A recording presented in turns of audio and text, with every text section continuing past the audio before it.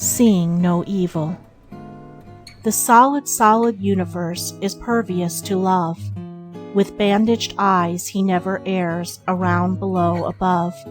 His blinding light, his flingeth white on God's and Satan's brood, and reconciles by mystic wiles the evil and the good.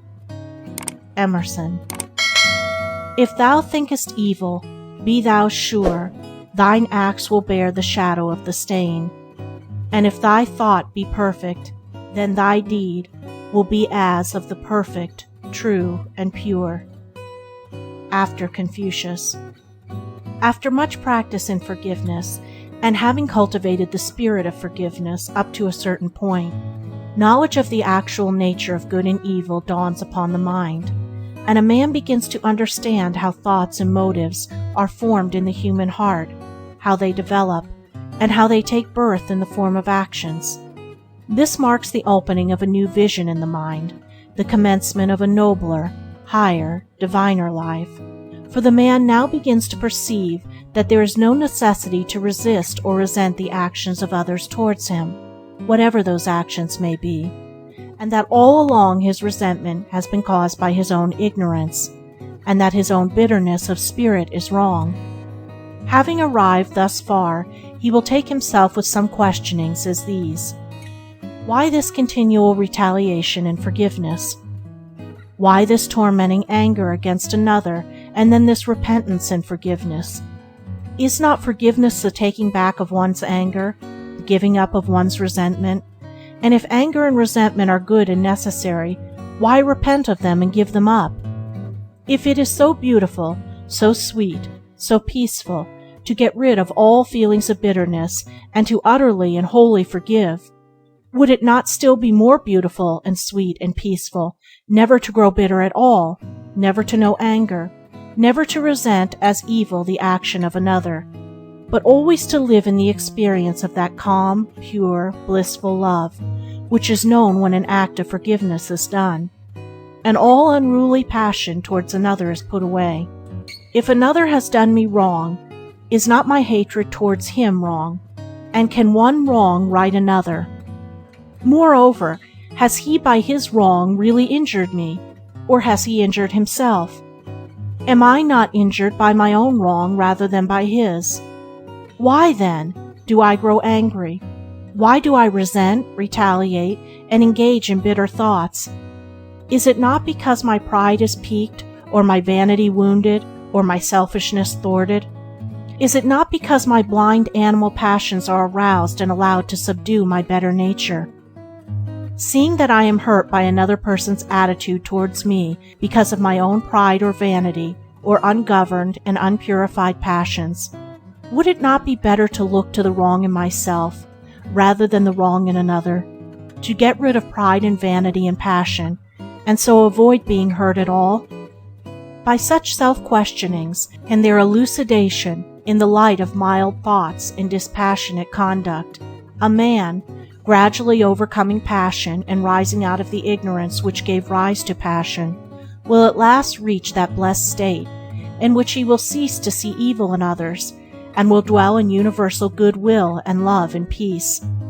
Not that he will cease to see ignorance and folly, not that he will cease to see suffering and sorrow and misery, not that he will cease to distinguish between acts that are pure and impure, right and wrong, for having put away passion and prejudice, he will see these things in full, clear light of knowledge, and exactly as they are, but he will cease to see anything, any evil power, in another which can do him injury, which he must violently oppose and strive to crush, and against which he must guard himself. Having arrived at right understanding of evil by purging it away from his own heart, he sees that it is a thing that does not call for hatred and fear and resentment, but for consideration, compassion, and love. Shakespeare, through one of his characters, says, "There is no darkness but ignorance."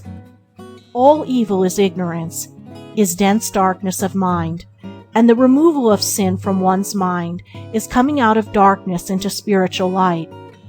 Evil is the negation of good, just as darkness is the negation or absence of light. And what is there in a negation to arouse anger or resentment? When night settles down upon the world, who is so foolish as to rail at the darkness? The enlightened man, likewise, does not accuse or condemn the spiritual darkness in men's hearts, which is manifested in the form of sin, though by gentle reproof he may sometimes point out where the light lies. Now the ignorance to which I refer as evil, or as the source of evil, is twofold. There is wrongdoing, which is committed without any knowledge of good and evil, and where there is no choice. This is unconscious wrongdoing. Then there is wrongdoing which is done in the knowledge that it ought not to be done. This is conscious wrongdoing. But both unconscious and conscious wrongdoing arise in ignorance, that is, ignorance of the real nature and painful consequences of the wrongdoing. Why does a man continue to do certain things which he feels he ought not to do?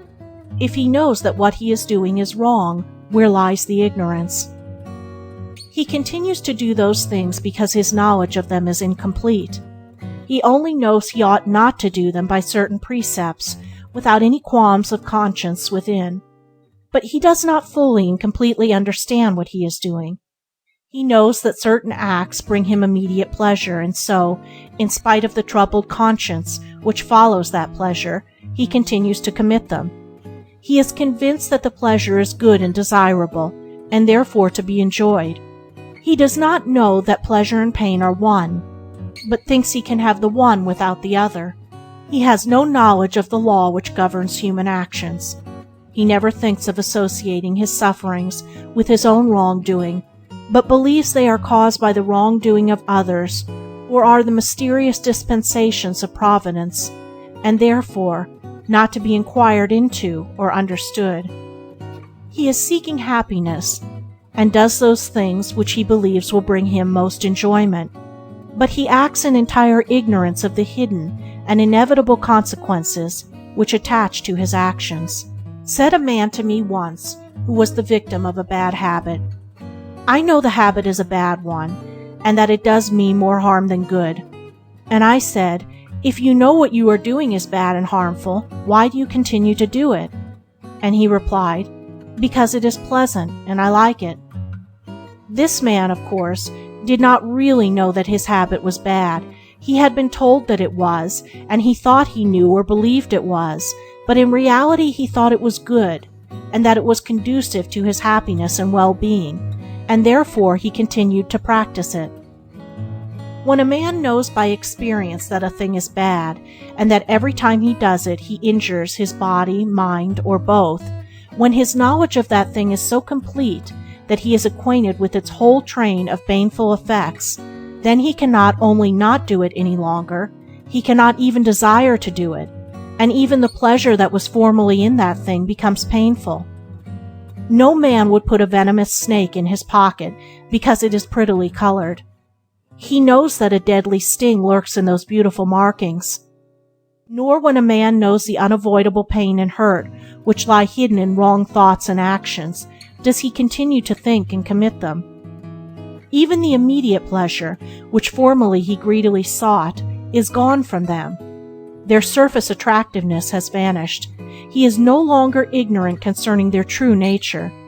He sees them as they are. I knew a young man who was in business, and although a member of a church and occupying the position of voluntary religious instructor, he told me that it was absolutely necessary to practice lying and deception in business. Otherwise, sure and certain ruin would follow. He said he knew lying was wrong, but while he remained in business he must continue to do it. Upon questioning him, I found, of course, that he never tried truth and honesty in his business, had not even thought of trying the better way. So firmly convinced was he that it was not possible for him to know whether it would be productive or ruin. Now, did this young man know that lying was wrong? There was a perceptual sense only in which he knew, but there was a deeper and more real sense in which he did not know. He had been taught to regard lying as wrong, and his conscience bore out that teaching. But he believed that it brought him profit, prosperity, and happiness, and that honesty would bring him loss, poverty, and misery.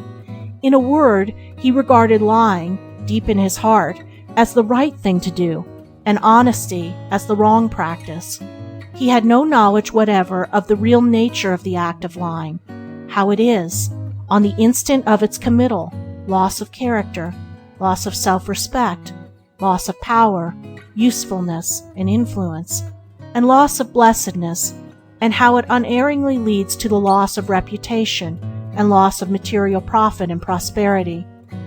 Only when such a man begins to consider happiness of others, prefers to embrace the loss which he fears rather than clutch at the gain which he desires, will he obtain that real knowledge which lofty moral conduct alone can reveal, and then, experiencing the greater blessedness, he will see how, all along, he has been deceiving and defrauding himself rather than others, has been living in darkest ignorance and self-delusion. These two common instances of wrongdoing will serve to illustrate and make plainer, to those of my readers who, while searching for truth, are as yet doubtful, uncertain, and confused, the deep truth that all sin or evil is a condition of ignorance, and therefore to be dealt with in a loving and not a hateful spirit. And as with bad habits and lying, so with all sin, with lust, hatred, malice, envy, pride, vanity, self-indulgence, and selfishness, in all its forms. It is a state of spiritual darkness, the absence of the light of truth in the heart, the negation of knowledge. Thus when, by overcoming the wrong condition in one's heart, the nature of evil is fully realized, and mere belief gives place to living knowledge, evil can no longer be hatefully condoned and violently resisted, and the wrongdoer is thought of with tender compassion. And this brings us to another aspect of evil, namely, that of individual freedom, the right of every person to choose his own actions. Along with the seeing of evil in others is the desire to convert or coerce others into one's own ways of thinking and acting. Probably the commonest delusion in which men are involved is that of thinking that what they themselves believe and think and do is good, and all that is otherwise is evil, and therefore to be powerfully condemned and resisted. It is out of this delusion that all persecution springs. There are Christians who regard all atheists as men wholly evil, as given up to the service of an evil power, and there are atheists who firmly believe that all Christians are doing the greatest harm to the whole human race by their superstitious and false doctrines. The truth is that neither the Christian nor the atheist is evil, nor in the service of evil, but each is choosing his own way, and is pursuing that course which he is convinced is right.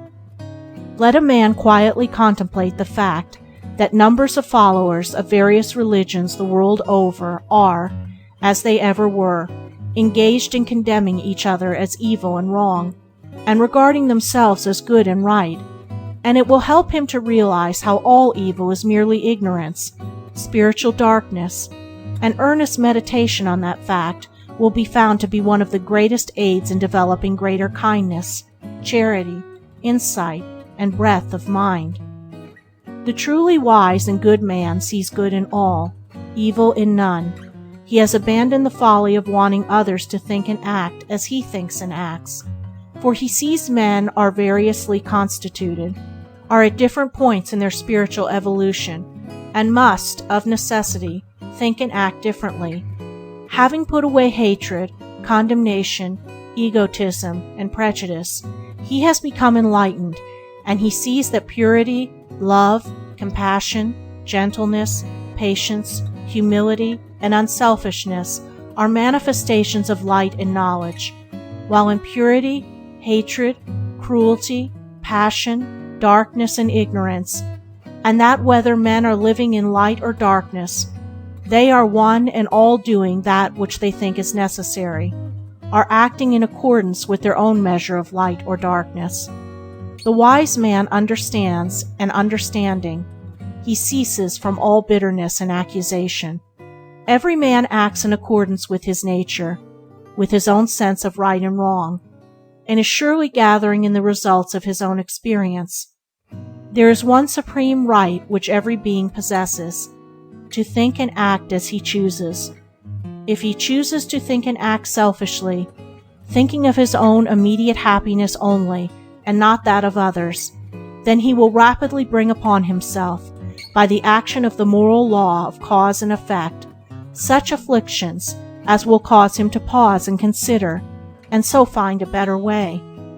There is no teacher to compare with experience, no chastisement so corrective and purifying as that which men ignorantly inflict upon themselves. The selfish man is the ignorant man. He chooses his own way, but it is a way which leads to suffering, and through suffering, to knowledge and bliss. The good man is the wise man. He likewise chooses his own way, but he chooses it in the full light of knowledge, having passed through the stages of ignorance and suffering, and arrived at knowledge and bliss. A man begins to understand what seeing no evil is when, putting away all personal desires in his judgments of others, so considers them from his own standpoint, and judges their actions not from his own standard, but from theirs.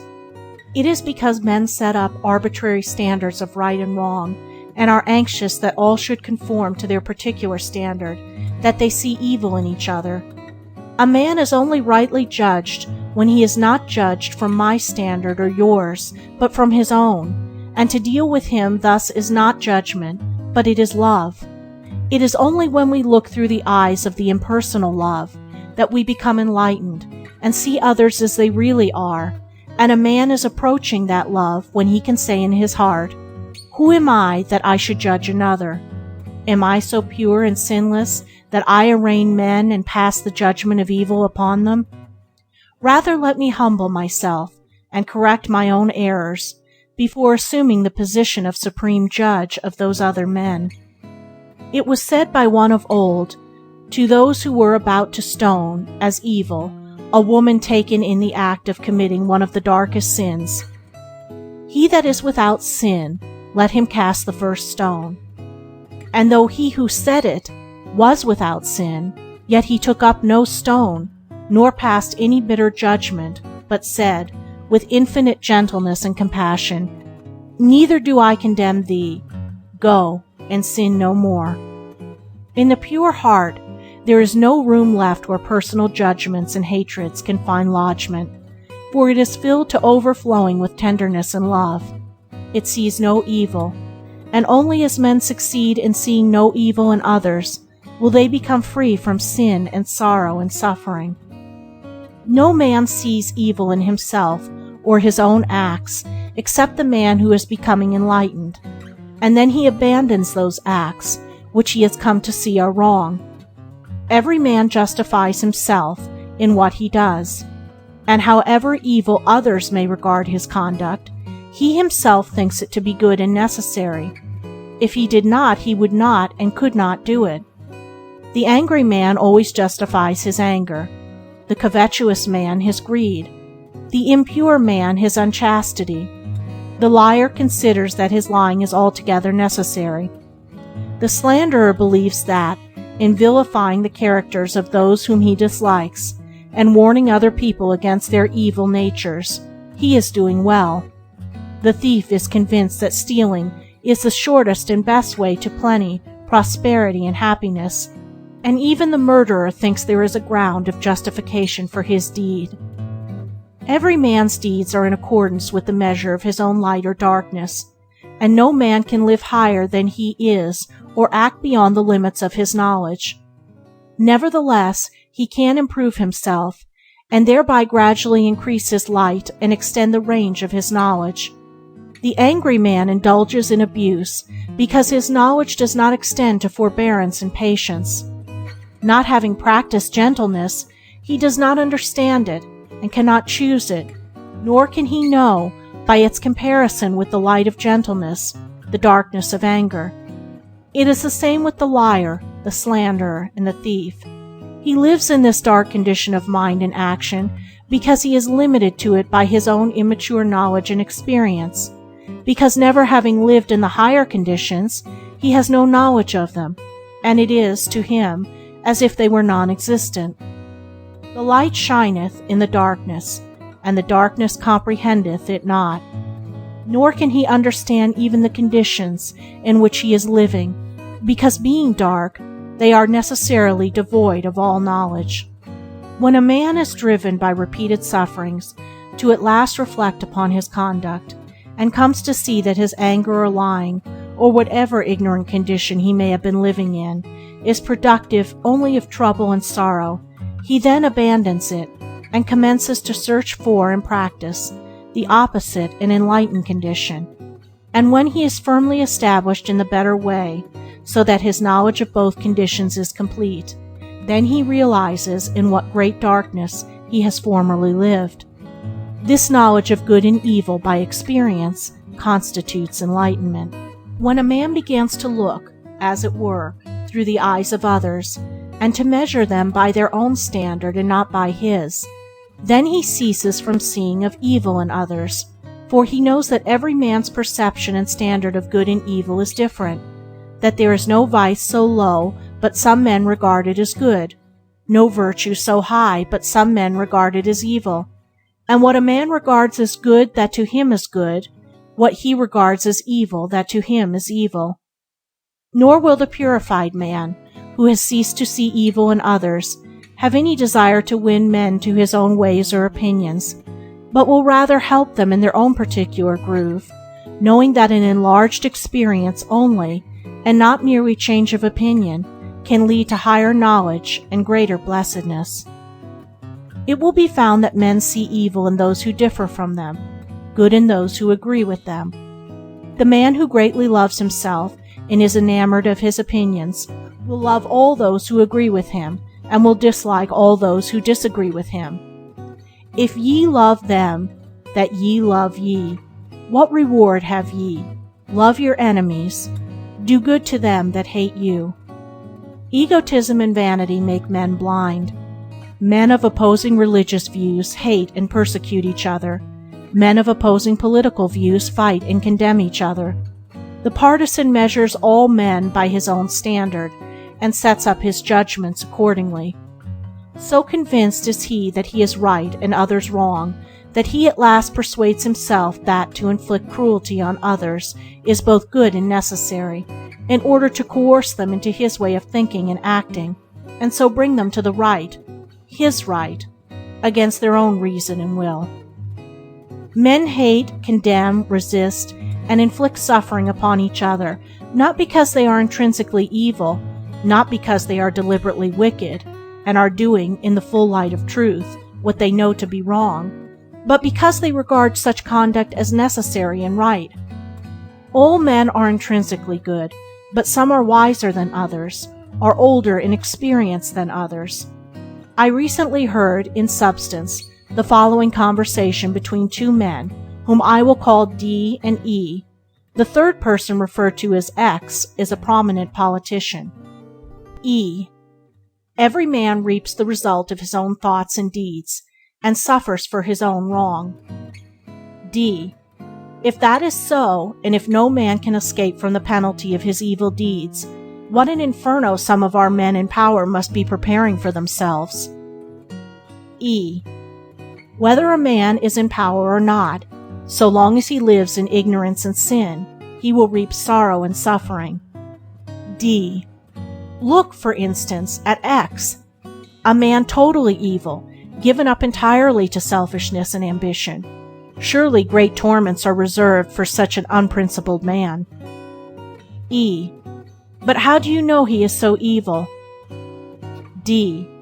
By his works, his fruits. When I see a man doing evil, I know that he is evil, and I cannot even think of X, but I burn with righteous indignation.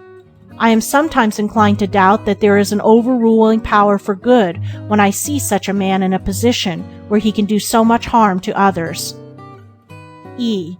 What evil is he committing? D. His whole policy is evil. He will ruin the country if he remains in power. E. But while there are large numbers of people who think of X as you do, there are also large numbers, equally intelligent, who look on him as good and able, who admire him for his excellent qualities, and regard his policy as beneficent, and making for national progress. He owes his position to these people. Are they also evil? D. They are deceived and misled, and this only makes X's evil all the greater, and that he can so successfully employ his talents in deceiving others in order to gain his own selfish ends. I hate this man. E. May it not be possible that you are deceived? D. In what way? E. Hatred is self-deception. Love is self-enlightenment. No man can see either himself or others clearly until he ceases from hatred and practices love. D. That sounds very beautiful, but it is impractical. When I see a man doing evil to others and deceiving and misleading them, I must hate him. It is right, and I should do so. X is without a spark of conscience. E. X may or may not be all you believe to be, but even if he is, according to your own words, should he be pitied and not condemned? D. How so? E. You say he is without a conscience. D. Entirely so. E. Then he is a mental cripple. Do you hate the blind because they cannot see? That dumb because they cannot speak, or the deaf because they cannot hear? When a captain has lost his rudder or broken his compass, do you condemn him because he did not keep his ship off the rocks? Do you hold him responsible for the loss of life? If a man is totally devoid of conscience, he is without the means of moral guidance, and all his selfishness must, perforce, appear to him good and right and proper. X may appear evil to you, but is he evil to himself? Does he regard his own conduct as evil? D. Whether he regards himself as evil or not, he is evil. E. If I were to regard you as evil because of your hatred for X, should I be right? D. No. E. Why not? D. Because in such a case hatred is necessary, justifiable, and righteous. There is such a thing as righteous anger, righteous hatred. E. Is there such a thing as righteous selfishness, righteous ambition, righteous evil? I should be quite wrong in regarding you as evil, because you are doing what you are convinced is right, because you regard your hatred for X as part of your duty as a man and citizen. Nevertheless, there is a better way than that of hatred, and it is the knowledge of this better way that prevents me from hating X as you do, because however wrong his conduct might appear to me, it is not wrong to him, nor to his supporters. Moreover, all men reap as they sow. D. What, then, is that better way? E. It is the way of love, the ceasing to regard others as evil. It is a blessed and peaceful state of heart. D. Do you mean that there is a state which a man can reach wherein he will grow angry when he sees people doing evil? E. No, I do not mean that, for while a man regards others as evil, he will continue to grow angry with them. But I mean that a man can reach a state of calm insight and spotless love, wherein he sees no evil to grow angry with, wherein he understands the various natures of men, how they are prompted to act, and how they reap, as the harvest of their own thoughts and deeds, the tares of sufferings, and the corn of bliss. To reach that state is to regard all men with compassion and love. D. The state that you picture is a very high one. It is, no doubt, a very holy and beautiful one, but it is a state that I should be sorry to reach, and I should pray to be preserved from a state of mind where I could not hate a man like X with an intense hatred. Thus by this conversation it will be seen that D regarded his hatred as good. Even so all men regard that which they do as necessary to be done. The things which men habitually practice are those things that they believe in.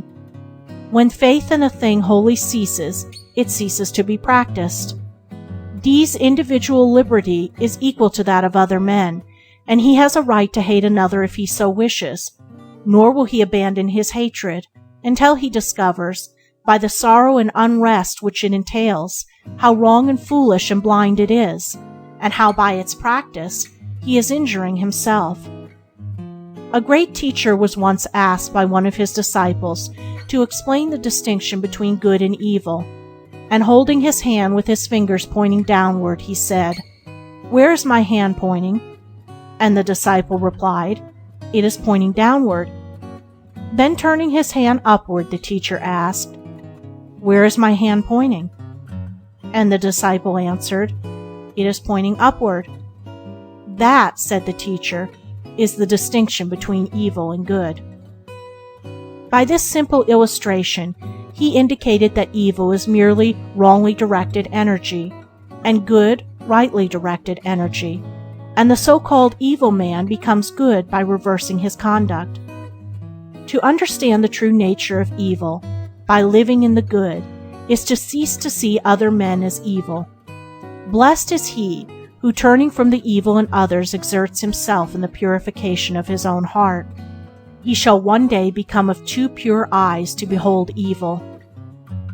Knowing the nature of evil, what does it behoove a man to do? It behooves him to live only in that which is good.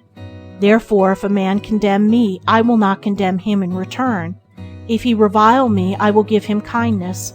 If he slander me, I will speak of his good qualities. If he hate me, then he greatly needs, and shall receive, my love. With the impatient I will be patient. With the greedy I will be generous. And with the violent and quarrelsome I will be mild and peaceable.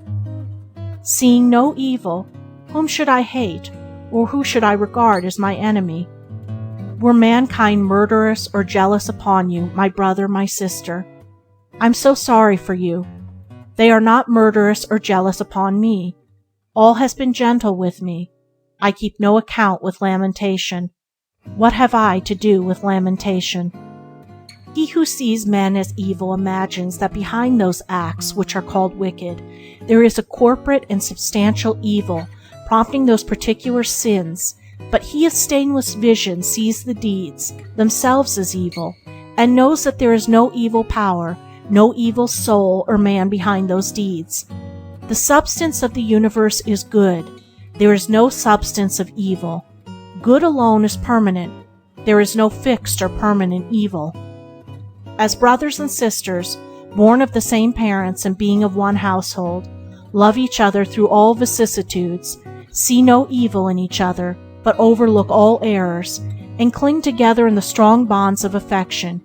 Even so, the good man sees humanity as one spiritual family, born of the same father and mother, being of the same essence and making for the same goal, and he regards all men and women as his brothers and sisters, makes no divisions and distinctions, sees none as evil, but is at peace with all. Happy is he who attains to this blessed state.